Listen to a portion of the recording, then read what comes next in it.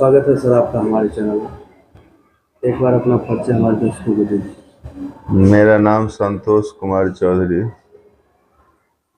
उत्क्रमित मध्य विद्यालय हसनपुर प्रखंड खानपुर में मैं पदस्थापित हूँ। अभी वर्तमान में जून 2024 से।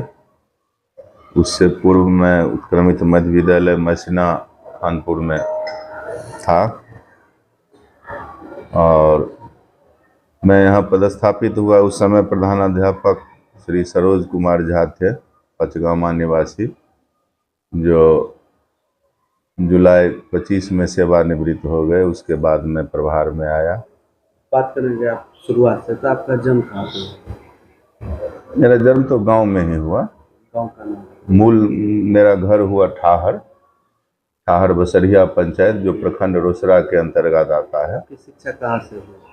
हमारी शिक्षा दीक्षा मूल रूप से गांव से ही हुई। उसके बाद उच्च शिक्षा के लिए मान लीजिए रोसड़ा, समस्तीपुर, हाँ समस्तीपुर तक मैंने जो है।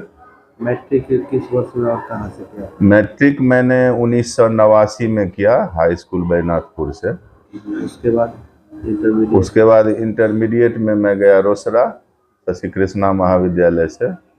और कौन सा सब्जेक्ट था सर इंटरमीडिएट? इंटरमीडिएट में आर्ट्स सब्जेक्ट ही था, हिस्ट्री, पॉलिटिकल साइंस, है ना। स्नातक की पढ़ाई RNAR कॉलेज समस्तीपुर से। तो किस वर्ष में सर?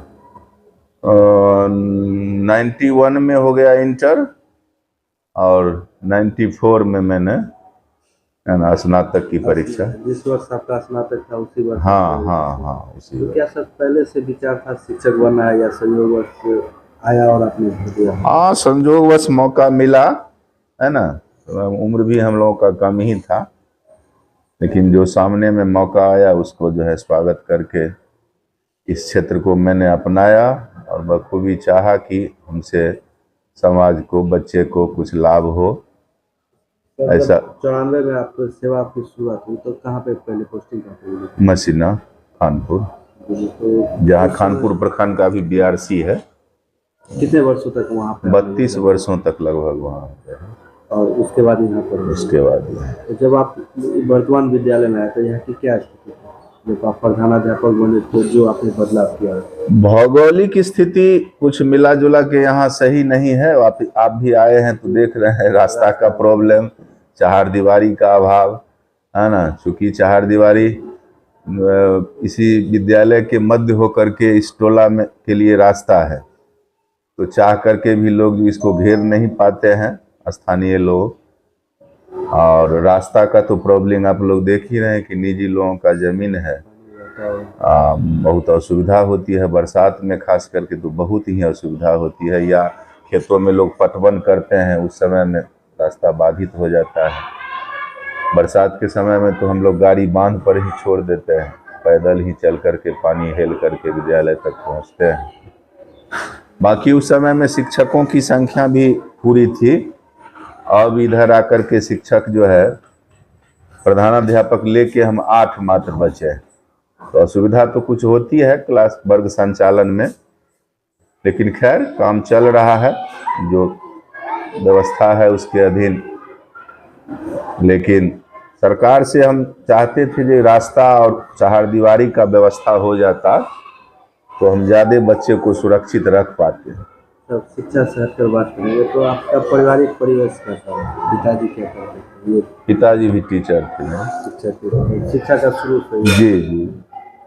अगर BPSC 94 में आप पास नहीं करके शिक्षक नहीं बनते तो अभी आपकी क्या रुचि था? किस क्षेत्र में जाना चाहते थे? रुचि तो मान लीजिए सब क्षेत्र में है। संगीत के क्षेत्र में भी हमारी रुचि है। सामाजिक कुछ बदलाव लावे, सामाजिक परिवेश को अच्छा बने जा सकते थे। रुचि हमारी सब ओर थी, ऐसी कोई बात नहीं है।